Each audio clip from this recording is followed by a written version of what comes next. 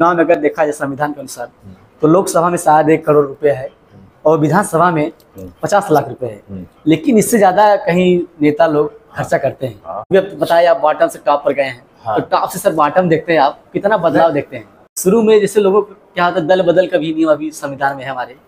तो लोग आप अपना दल से कहीं और दूसरी पार्टी देखिए, जनता भी मतलब चाहे पुलिस हो चाहे राजनेता हो, उनके पास जाती है तो शिकायतों का निवारण उनका ठीक से नहीं पाता। सर 2024 के चुनाव है, इसके बारे में आपकी क्या राय है? हाँ, सचिव बना तो पहला विधायक बनाया प्रतापगढ़। नमस्कार तरुण मित्रों, मैं लक्ष्मण कुमार अपने यूट्यूब चैनल जौनपुर आला में आप सभी का स्वागत करता हूँ। दोस्तों, आज हमारे साथ एक बहुत ही अजीब शख्सियत, एक बहुत ही प्रभावशाली वक्ता आदरणीय श्री राजेंद्र सर हमारे हैं, जो कि पूर्व राष्ट्रीय सलाहकार रह चुके हैं। आइए इनसे आपसे रूबरू करवाते हैं कि सर का क्या वक्तव्य है इस चुनाव को लेकर, इस पॉलिटिकल जो इशू चल रहे हैं कुछ, इनसे आप रूबरू करवाएंगे। तवक्को करता हूं, आशा करता हूं कि आपको लोगों को ये वीडियो अच्छा साबित होगा। तो एक एक करके जो है आप लोगों से सब जितने शख्सियत हैं यहाँ पर आपसे रूबरू करवाएंगे, मुखातिब करवाएंगे। तो प्रणाम सर, अपना परिचय दीजिए सर कुछ। राजेंद्र प्रसाद पाल हमारा नाम है, प्रतापगढ़ का निवासी हूँ। वर्तमान में अपना दल यश का राष्ट्रीय सलाहकार हूँ जी, और प्रदूषण नियंत्रण बोर्ड का मेंबर हूँ। कैसे सर आपका राजनीति तरफ झुकाव हुआ? राजनीति में झुकाव 4 नवंबर 95 के पहले जी जैसा का डॉक्टर सोनेलाल पटेल जी पटेल चेतना रथ यात्रा लेके निकले थे। 95 तब मैं LIC का एजेंट था। अच्छा, बढ़िया काम चलता था। पट्टी में एक कार्यक्रम हो रहा था, उससे मेरी मुलाकात हुई थी। जी सर। यह बात है 95 से 4 नवंबर 95 की रैली लगी थी। उसी रैली में अपना दल का गठन हुआ, मैं उस रैली में गया था जी। तब मैं ब्लॉक कमेटी का मेंबर बनाया गया मुझे जी। मैं गौरा ब्लॉक कमेटी का मेंबर मुझे बनाया गया। यही मेरी राजनीतिक शुरुआत है। 95 में वही BDC का चुनाव हुआ था पहली बार जी। तो मैं BDC चुन के अपने गांव से आ गया, फिर कनिष्ठ ब्लॉक प्रमुख हुआ जी। संयोग से 1996 में विधानसभा का चुनाव हुआ, मुझे बीरापुर विधानसभा से अपना दल यश ने कैंडिडेट बना दिया। उसके बाद क्या हुआ सर? तो जितने लोग यूपी में अपना दल से लड़े जी, उसमें मेरी तीसरी पोजीशन रही। पहली पोजीशन थी आपके तब ये पिंडरा था जी, जहाँ से अभी हाँ अब वो सेवापुरी एक विधानसभा हो गई है। तो सेवापुरी पहले नंबर पे था, दूसरे नंबर पर ये आपका पिंडरा था, तीसरे नंबर पर बीरापुर विधानसभा थी। मैंने जितने कैंडिडेट लड़े थे, फिर मुझे विधानसभा अध्यक्ष बीरापुर बनाया गया। फिर बीरापुर विधानसभा ही खत्म हुई, फिर मुझे जिला महासचिव बनाया गया। जब मैं जिला महासचिव बना तो पहला विधायक बनाया प्रतापगढ़ जी। अब्दुल सलाम उर्फ हाजी मुन्ना को उपचुनाव था जी। भारतीय जनता पार्टी से ब्रिजेश शर्मा जी लड़ रहे थे, CN सिंह सांसद हुए थे जी। उनकी पत्नी भी लड़ रही थी समाजवादी से, उषा जी। तो हम लोगों ने बड़ी मजबूती से उनको लड़ाया, हाजी मुन्ना को चुनाव जिताया। एक सर भारतीय जनता पार्टी एक सर समाज में होता है पॉलिटिकल को लेकर, राजनीति में अगर कोई व्यक्ति जाता है तो घर वाले समाज वाले विरोध करते हैं। आपके साथ ऐसा कुछ हुआ? ऐसा कुछ नहीं हुआ। मेरे माता पिता जी थे भी नहीं, सारी जिम्मेदारी मेरे ऊपर थी। लेकिन मैं राजनीति में बढ़ने के लिए श्रेय किसी को देना चाहता हूँ तो मेरे पत्नी का पूरा सहयोग रहा। क्योंकि घर में ज़्यादा झगड़ा पत्नियाँ ही करती हैं, तमाम कमियाँ होती हैं, तमाम परिस्थितियाँ होती हैं राजनीति में। जब आप सत्ता पक्ष में तो कोई बात नहीं है, अपना दल तो एक आंदोलन था जी। और जब अपना दल चला तो तमाम विसंगतियाँ थी।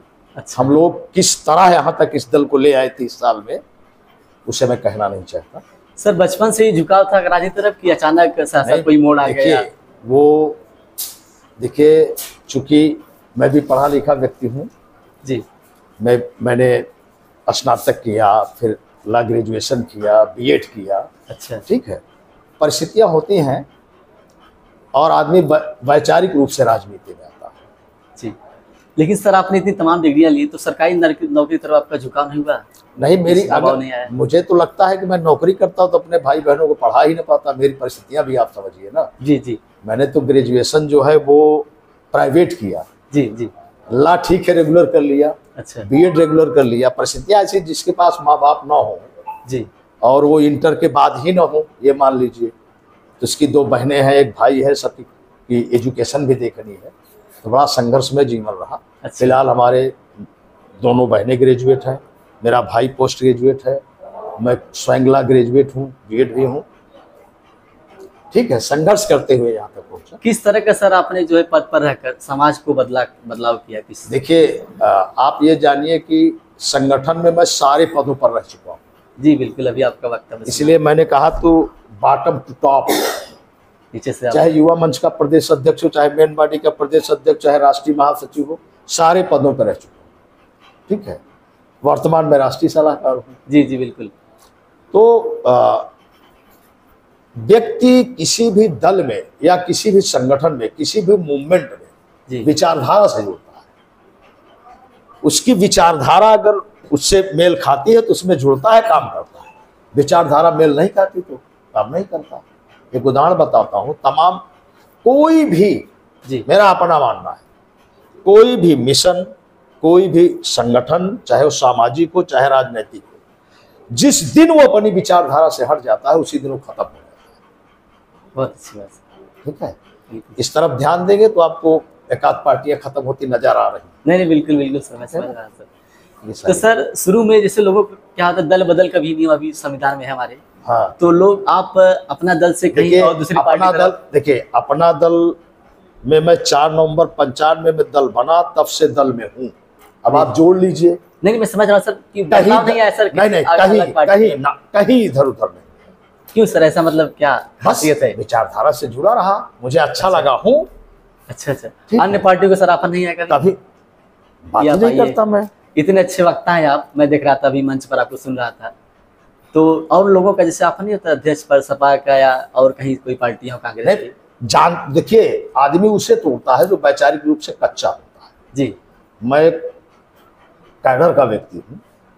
ठीक है जी, मुझे तोड़ने का कभी कोई प्रयास भी नहीं करेगा, और करेगा तो वो असफल होगा। जी, जिस दिन मुझे जाना हो मैं अपनी मर्जी से कहीं चला जाऊं या हट जाऊं या बैठ जाऊं, ठीक है ना, मैं अपनी विचारधारा, मुझे लगेगा कि नहीं अब ठीक नहीं है तो अलग विषय है, लेकिन वो कोई तोड़ के मुझे ले जाए। राष्ट्रीय सलाहकार आप हैं सर, तो किस तरह समाज को आप देखते हैं वहां से? अभी राष्ट्रीय सलाहकार मैं पार्टी का हूँ जी। पार्टी में हमारी नेता बहन अनुप्रिया पटेल जी हैं जी। जरूरत पड़ने पर जहां पार्टी में कुछ इधर उधर लगता है कि या राय ली जाती है, ठीक है, जैसे थिंक टैंक होता है तो कहीं कोई दिक्कत है, इसको ऐसा किया जाए, इसको ऐसा किया जाए, ज्यादा बेटर होता है। तो सर अब बताइए, आप बॉटम से टॉप पर गए हैं। हाँ। तो टॉप से सर बॉटम देखते हैं आप, कितना बदलाव देखते हैं कुछ? हाँ, ये सही है कि जब हम लोग पॉलिटिक्स में आए थे तब से लेकर आज के परिवेश में बहुत सारे बदलाव। जी वही सर। पहले व्यक्ति राजनीति जो है वो विचारधारा और कार्यकर्ता और इन कई श्रेणियों में बटी हुई जी। आज स्थितियां ये है कि हमें जो लगता है कि इस समय राजनीति जो है वो पूंजीवादी गिरफ्त में कैद होती दिख रही है, कैपिटलिज्म में सर। हाँ, मेरा अपना मानना है। जी जी बिल्कुल। किस तरह सर आपका तर्क रख सकते हैं कैपिटलिज्म में जा रही है धीरे धीरे? देखिए कोई कहने की बात है, कुछ आप तर्क बताएं। चलिए, आज जब तब था तब प्रचार लोग इक्के से कर लेते थे, साइकिल से कर लेते थे। जी जी। कार्यकर्ताओं के घर खा के प्रचार कर लेते थे। जी बिल्कुल। मीटिंग में आने के लिए कोई पैसा नहीं मांगता था, कोई गाड़ी नहीं मांगता था। मांगता था क्या? नहीं, अपने आप लोग जाते थे। जी सर। क्यों जाते थे? वैचारिक रूप से जाते थे, मुझे जाना चाहिए, वो मेरी आवश्यकता है। मने ये आम आदमी चाहता था कि जो आज बोलने आ रहा है उसका सुनना मेरी आवश्यकता है, उसकी नहीं। लेकिन आज क्या है, आज थोड़ा सा रुख बदल रहा है जी। अब ये लोग सोचते हैं कि वहां जाना उनकी आवश्यकता है जिन्होंने हमें बुलाया है, इसलिए मेरी व्यवस्था करे तब मैं जाऊंगा। लेकिन सर आम जनता भी मतलब चाहे पुलिस हो चाहे राजनेता हो, उनके पास जाती है तो शिकायतों का निवारण उनका ठीक से नहीं पाता है। इसके बारे में आप क्या कहें? हाँ देखिए, ऐसा नहीं है। देखिए दोनों तरफ से कंट्रोवर्सी, आप समझिए जी। 4 साल 11 महीने 15 दिन व्यक्ति अपना खाता है, अपना पीता है, अपने पैसे से मोटरसाइकिल पेट्रोल भराता है, अपनी गाड़ी से चलता है और सारे काम अपनी मर्जी से करता है जी। लेकिन 15 दिन पता नहीं क्या हो जाता है कि खाना है तो दूसरे का, पीना है तो दूसरे का, गाड़ी में पेट्रोल भराना है तो दूसरे का, और कहा भी माना है तो दूसरे का। फिर आप सोचिए, जो चुनाव में आता है, जी चाहे वो लोकसभा का कैंडिडेट हो चाहे विधानसभा का कैंडिडेट, अगर वो 10 करोड़ खर्च करके चुनाव में जीतेगा तो फिर 5 साल क्या करेगा? भरपाई करेगा उसके साथ। क्यों नहीं करे? क्यों नहीं करे भाई? नहीं करेगा तो अगली बार 20 करोड़ कैसे खर्च करेगा? जी। लेकिन सर एक आम जनता की मैं राय पूछ रहा हूँ, जिससे अब चुनाव में अगर देखा जाए संविधान के अनुसार तो लोकसभा में शायद 1 करोड़ रुपए है और विधानसभा में 50 लाख रुपए है, लेकिन इससे ज्यादा कहीं नेता लोग खर्चा करते हैं। इसके बारे में आपकी क्या राय है? वहाँ तो संविधान का भी उल्लंघन हो रहा है, चाहे किसी भी पार्टी को, मैं किसी पार्टी का हिमायती नहीं हूँ। देखिए इस बारे में ये कहना, हाँ ये जरूर है, अब तमाम प्रतिबंधों के बावजूद जी बिल्कुल, जितना उसका लिमिट है उस लिमिट को क्रॉस करते हैं लोग जी। लेकिन मेरा अपना मानना है कि इस लिमिट को इसीलिए मैंने एक शब्द पहले कह दिया जी, कैपिटलिज्म, बात खत्म हो गई, उसके आगे क्या कहने की जरूरत। लेकिन सर कुछ भी ना तो थोड़ा बहुत आप रोक लगा सकते हैं, आप राष्ट्रीय सलाहकार हैं, कुछ आप अपने संगठन में या अपनी विचारधारा को रख सकते हैं कि आप कम समय कम पैसे में आप नहीं, वो तो देखिए, वो तो कम समय मिलेगा, अगर कम समय है जी तो अर्थ ज्यादा व्यय करना पड़ेगा, जी ज्यादा समय होगा तो कम अर्थ में काम हो जाएगा। जी जी उसके लिए मुझे लगता है कि राजनीति में जब हम जी कार्यकर्ता को चुनाव लड़ाते हैं, कोई भी पार्टी, अगर अपने एकदम फाउंडर कार्यकर्ता को चुनाव लड़ाती है, उसके पास एक भी पैसा ना, तब भी वो चुनाव जीत के जाएगा और कम पैसे में जाएगा, जितनी लिमिट है उससे कम पैसे में चुनाव जीत के जाएगा। मैं एक उदाहरण बताता हूँ जी। हमारे यहाँ एक विश्वनाथगंज विधानसभा है जी, एक माननीय जीतलाल पटेल जी वहाँ के विधायक हैं जी। जब मैं प्रदेश अध्यक्ष था तो जिला अध्यक्ष थे हमारे साथ के साथ जी, और उन्हें टिकट मिला इसी 2022 जी, ठीक है। और आप उनका घर और देख लीजिएगा, पता करवा लीजिएगा, ठीक है जी। वो चुनाव जीते और पूरे इलाहाबाद मंडल में जी सबसे अधिक वोटों से जीते और सबसे कम पैसे में। और एक नारा था कि अपनी गाड़ी अपना तेल, जीतेगा जीतलाल पटेल। लेकिन हम लोग लग के जीता है जी सर, ऐसा नहीं है। लेकिन जब कार्यकर्ता चुनाव नहीं लड़ता जी, कहीं से ऐसे ही पूंजीपति या कहीं से लाकर किसी को चुनाव लड़ाया जाता है, तो आम कार्यकर्ता भी सोचता है कि साला हम ही काहे परेशान हो जी, ठीक है ना सर, ये मामला है। लेकिन जब कार्यकर्ता लड़ाया जाता तो कम पैसे में चुनाव होता है आज भी ऐसा। सर 2024 के चुनाव है, इसके बारे में आपकी क्या राय है? कितना बदलाव देखा है 2024 के बारे में आप कुछ कहना चाहेंगे? 2024 का चुनाव तो आप देख ही रहे हैं जी, ठीक है। और बहुत जो 2024 का चुनाव होने जा रहा है एक ऐतिहासिक चुनाव होगा जी, और कोई नहीं लड़ेगा। जहां भी होगा चुनाव एकदम सीधे सीधे होगा जी। मेरा अपना मानना है, लोगों का क्या मानना है मैं नहीं जानता जी, आप मेरा अपना मानना है, निजी राय है कि जो भी चुनाव होगा वो सीधे सीधे ही होगा, एक तरफा सर नहीं। मैंने सीधे सीधे मतलब दो लोग लड़ेंगे, कहीं कोई लड़ेगा कहीं कोई लड़ेगा। अच्छा सर, लेकिन सर अगर 2024 चुनाव को देखा जाए, काफी अभी इशू उठ रहे हैं। अभी हाल फिलहाल में जो है मुख्तार अंसारी साहब की मौत हो गई है, इसके बारे में आप क्या कहना चाहेंगे? देखिए मैं उस बिंदु पर कोई बात नहीं करना चाहता, इसलिए कि वो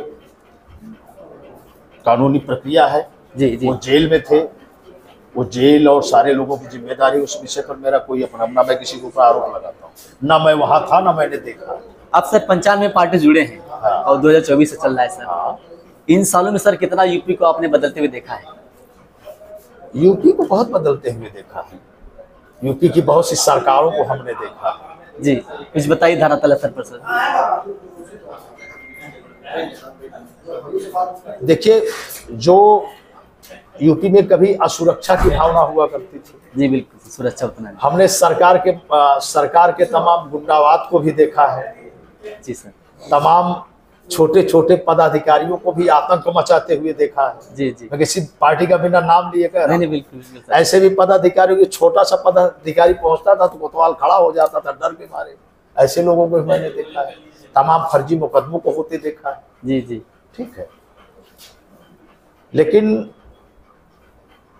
कभी कभी डेमोक्रेसी जी नौकरशाही का बहुत ज्यादा उत्पीड़न करती थी, उसको भी हमने देखा। जी बिल्कुल सर।